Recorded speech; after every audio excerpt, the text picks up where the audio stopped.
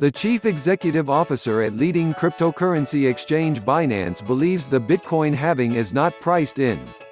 Whilst reluctant to give a specific price target, Changpeng Zhao is pretty positive the upcoming supply shock will result in higher prices. Zhao believes that the current market is not efficient and that future events, even if they're known in advance, are not necessarily reflected immediately by price. He also says that a reluctance to sell amongst miners will create an even greater supply-demand imbalance.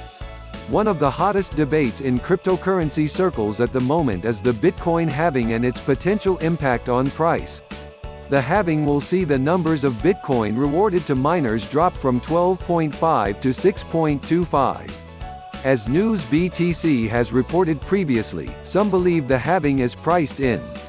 They reason that knowledge of the event has been public for as long as Bitcoin has existed.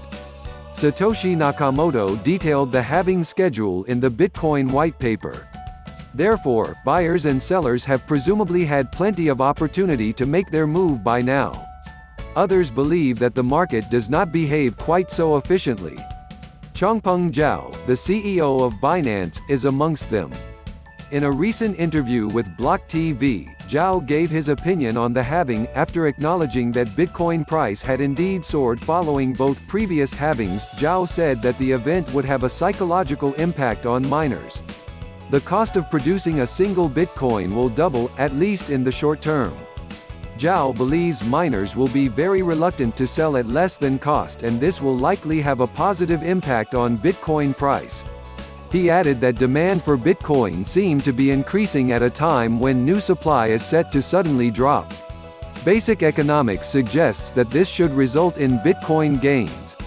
When asked directly about his outlook for post-halving era, Zhao said, elsewhere in the interview, Zhao claims that blockchain might have already found its killer application.